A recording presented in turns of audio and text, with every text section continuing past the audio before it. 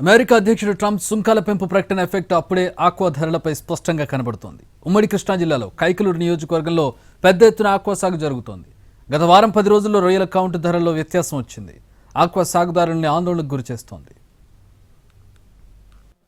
ఏపీలో ఉభయ గోదావరి జిల్లాల తర్వాత ఆక్వా సాగు పెద్ద ఎత్తున ఉమ్మడి కృష్ణా జిల్లాలో జరుగుతోంది. కైకలూరు నియోజకవర్గంలోనే 90% పైగా ఆక్వా కల్చర్ ఉంది. ఉమ్మడి కృష్ణా జిల్లా నుంచి ప్రతి ఏటా 3.8 లక్షల టన్నుల రొయ్యలు సాగవుతున్నాయి. వీటిలో 90% విదేశాలకు ఎక్స్పోర్ట్ అవుతున్నాయి. అమెరికా, చైనా, వియత్నాం, చైనా వంటి దేశాలకు మన రొయ్యలు వెళ్తుంటాయి. వీటి ద్వారానే 15 నుంచి 16 వేల కోట్ల టర్నోవర్ అవుతోంది. 85 నుంచి 90 వేల ఎకరాల్లో రొయ్యల సాగు జరుగుతోంది. ఈ క్రమంలో ట్రంప్ ప్రకటన వేల ఎకరాల ఆక్వా రంగంపై పడింది. అమెరికాకు ఎగుమతి చేసే కౌంట్ మాత్రమే కాకుండా స్థానికంగా అమ్మకాలు జరిపే 50, 60, 70, 80, 90, 100 కౌంట్లకు కూడా ధర దళారులు తగ్గించేశారు. 10 రోజుల క్రితం 100 కౌంటు రొయ్యల ధర 250 రూపాయలు ఉంటే ప్రస్తుతం 190 రూపాయలకు తగ్గింది. ఇదే కాకుండా మిగతా అన్ని కౌంట్ల ధరలు కూడా 50 రూపాయల వరకు తగ్గుముఖం పట్టాయి. రానున్న రోజుల్లో ట్రంప్ బూచి చూపించి దళారులు ధరలను మరింత తగ్గించే అవకాశముందని సాగుదారులు ఆందోళనలో ఉన్నారు. దానివల్ల అసలు అక్కడ ప్రకటించారో లేదో తెలియదు, ఇక్కడ చేశారో లేదో తెలియదు. అప్పుడే ఈ కంపెనీ వాళ్ళందరూ మళ్ళీ ఈ బయర్స్ అందరూ కుమ్మక్క అయిపోయి మీటింగ్ పెట్టుకుని అక్కడ మాకు సుంకాలు పెరిగిపోయినాయి. ఇంకా అది అమలు అయిందో లేదో తెలియదు, ఇంకా అది ప్రాసెస్ లో ఎప్పుడు వస్తుందో కూడా తెలియని పరిస్థితిలో ఇప్పుడు 40 రూపాయలు 50 రూపాయలు డౌన్ చేశారండి. ఆక్వా సాగు కోసం మేత, విద్యుత్ వంటి ఖర్చులు తడిసి మోపడవుతున్నాయని ఆక్వా రైతులు చెబుతున్నారు. ఈ సమయంలో ట్రంప్ సుంకాలు షాకింగ్ గా ఉన్నాయంటున్నారు.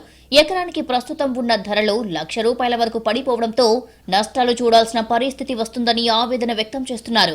ఇప్పటికే వాతావరణంలో అనుకోని మార్పుల వల్ల ఆక్వా సాగులో అనేక నష్టాలు చూస్తున్నామని చెప్తున్నారు.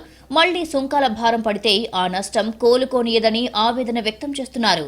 ఇప్పుడు ఈ ట్రంప్ ప్రకటించిన కాడి నుంచి బాగా ఈ 2 రోజుల్లోనే బాగా తగ్గుదల పట్టిందండి. ఇప్పుడు చిన్నకారు రైతులు మాత్రం బాగా సఫర్ అవుతున్నారండి.